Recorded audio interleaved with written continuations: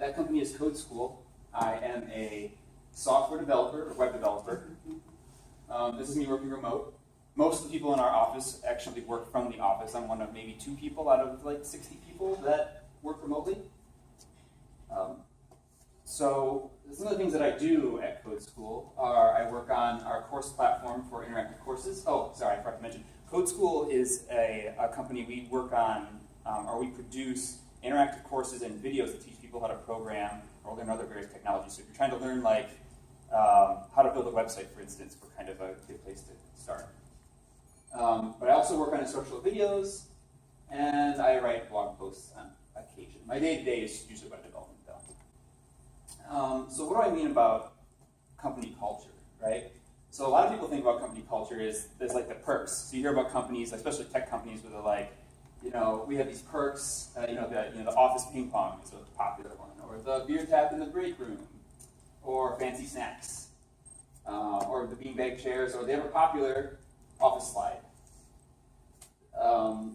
But I guess the more important thing to me about company culture is not really these perks, because these perks make it fun to be in the office and they attract new hires, and it's great to tell people that you have these things. But it's kind of things like trust. So how many times have you worked at a company where you're worried about, if you're a manager and you're worried about one of your employees doing their job correctly, or doing something that's not in the best interest of the company, like maybe they're sleeping in the corner someplace, or not doing their work, or something. So we're talking about the culture that inspires trust and makes it so you don't really worry about these things. Because when you don't trust even just a couple of people in the company, it usually ends up enacting policies that make people who you do trust feel untrusted, right? It's more oversight. It just kind of creates a bad vibe. Another one is accountability, and this is one of those things where it's like, does somebody, you feel like you have to watch over somebody's shoulder, or do you yourself feel like somebody's watching over your shoulder? Like you have to, every step of the way, someone's like wanting you to show every little piece. You can't just be trusted to do your job. It's that attitude about if something comes up, it's you step in. Do people step in to fix a problem or to take something over, even though it's not necessarily their job, right? It's that whole mentality where I'm not getting paid to do this, but the kind of culture you want to inspire is the people that are kind of happy to help, right? Another thing is transparency. So what I mean by transparency is, so you ever think like you have that person or that manager where you're like, man, I do so much work every day. What is that person doing? Like I feel like they're just sitting there on YouTube watching cat videos all day, right? Or maybe you had kind of a slow week or a slow quarter or something like that. You're wondering, well, am I secure in my job? Because I have no idea how the company's doing financially, right? So these are all kind of aspects of transparency that you're always trying to create a culture of people like being at peace and being able to focus on their job instead of worrying about kind of these outside negative feelings. This also kind of applies to customers in general. So instead of making up excuses, so if you do something, if something happens, and instead of making an excuse for your customer, you actually just, you're able to, to tell them what went wrong and what you're doing to fix it, instead of having management come down and be like, well, just tell them something to make them go away, right? And that's all kind of part of this company culture about transparency.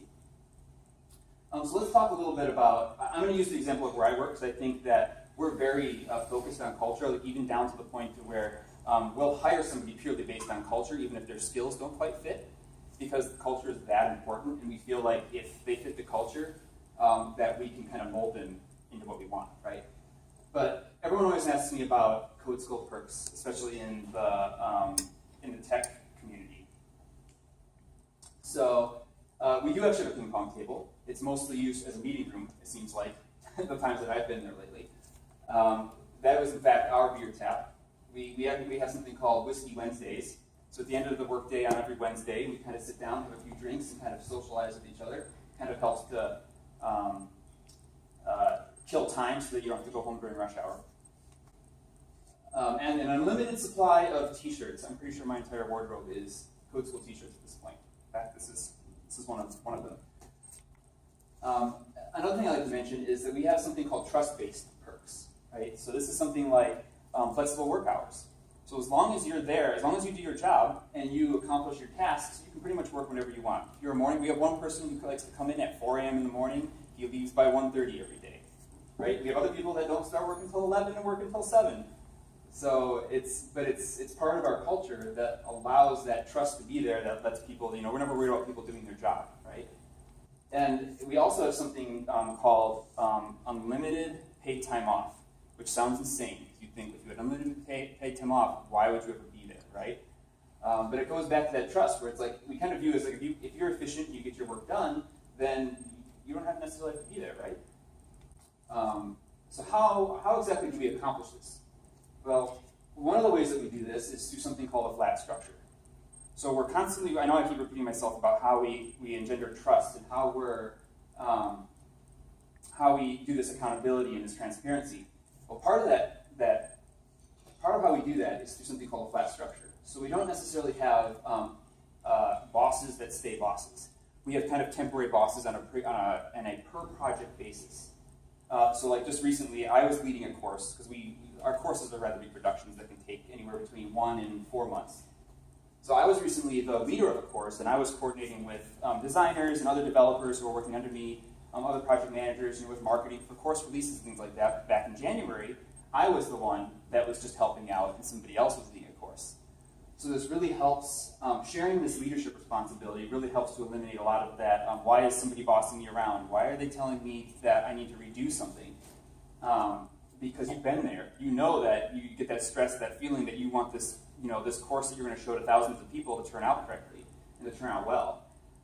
So you're a little bit more willing to accept that criticism and not get bitter about it, I guess. It's the whole being able to kind of see the different aspects of things. And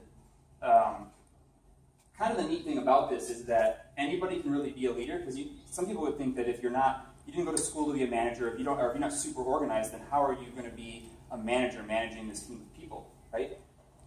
So what we do is that we always provide support for our people managing our various projects, whether that's a course, whether that's a big feature for the website, or an initiative for the company.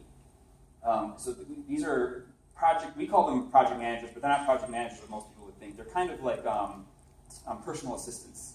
They keep track of dates, they communicate with people across teams.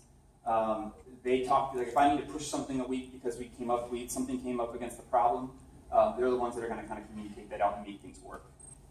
Which is really nice, because even if you're not a super detail-oriented person, you can still occasionally lead something, which is pretty cool. Another thing that we do is that we really focus on, we always view that you should always be learning. And this might be specific to a tech industry, because we feel like technology is continually evolving, so we should always continually be learning about something, learning about the new trends, learning about the new tools, new ways of doing things. So this is a picture of us. This is an hour of code. So we went to a local school and was teaching younger kids how to build their first website. But we also do things like every month we take a day out and we do something called betterment. So betterment is basically let's do just do something during the day that's making yourself better, whether that's learning about for us developers, maybe it's learning a new programming language or a new framework, or with your marketing, maybe you're learning a new ad program, or you're learning WordPress or something. Whatever is making you better, that's kind of it's almost like we're trying to create that habit of where it's okay and it's good to keep on learning something, instead of kind of just settling into your job and not really getting outside of your box at all. Another thing we do is we do team building, and this is Rollerball. I don't know if you guys have ever heard of Rollerball before. Orlando, there's only a handful of these places around the United States, but Orlando has one. It's basically basketball with lacrosse in bumper cars. Yeah, it's pretty awesome, actually. What? That's my bucket list now. Yeah. Feel free. If you guys have any questions, just yell them out. What? What? I wasn't there. They did this a week after I was there. I was so disappointed. I used to love volleyball when I was actually working in the office.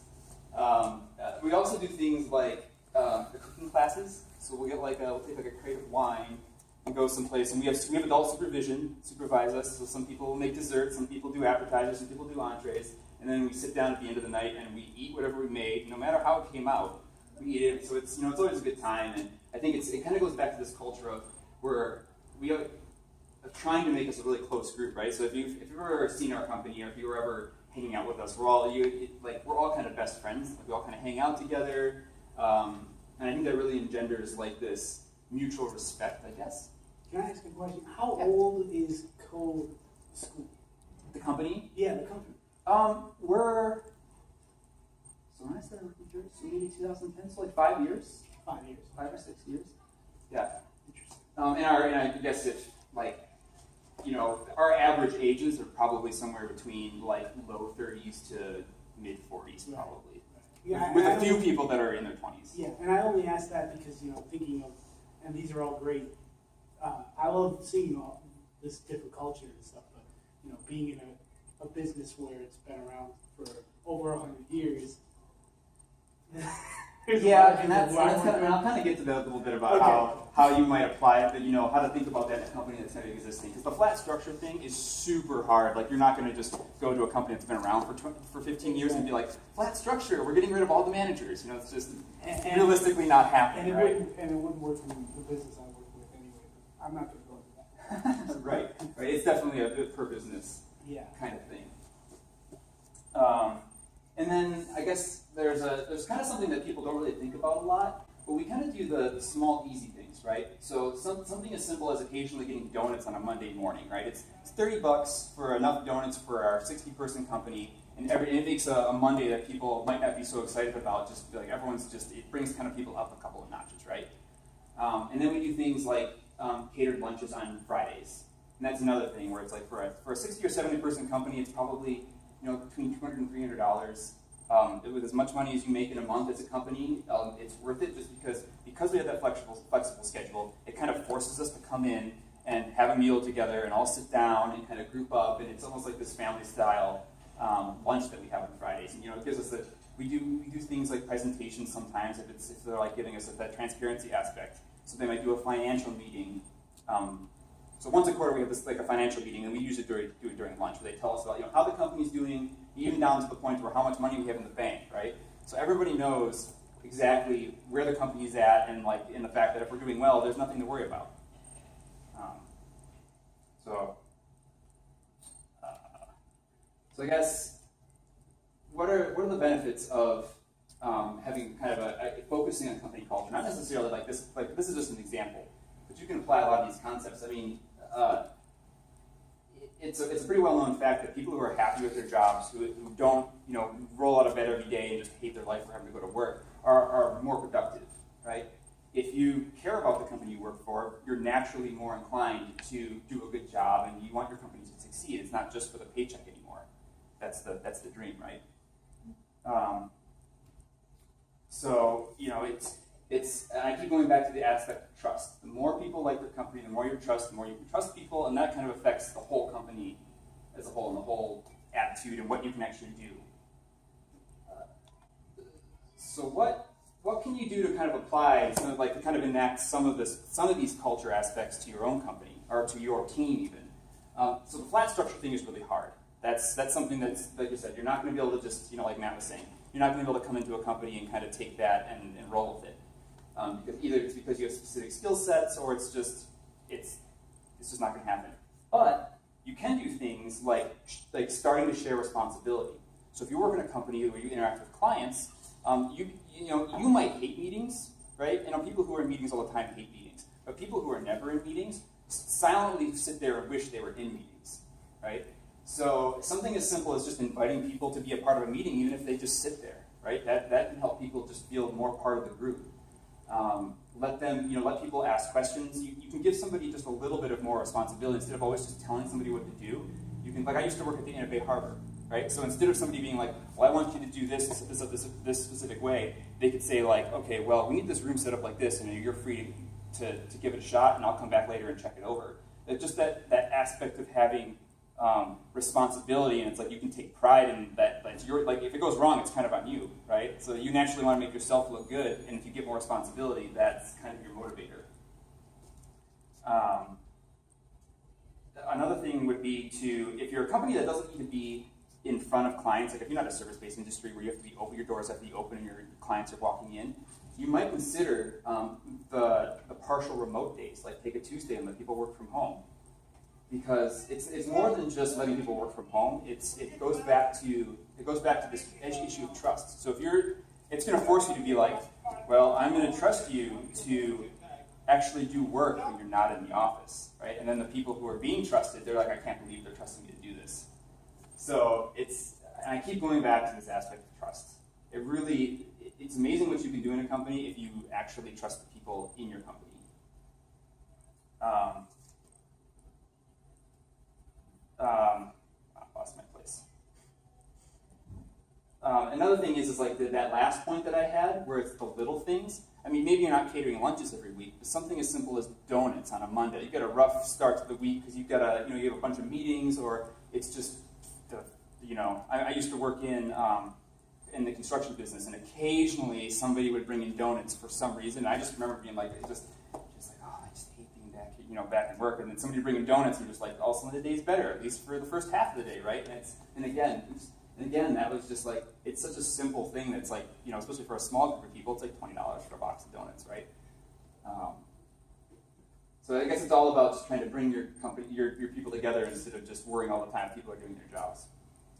So I guess that's about all I have. This is my contact info. I'm usually down to talk about anything like tech or development related, or if you want to know more about code school or anything like that. I work from home and usually like talking to people because I work from home.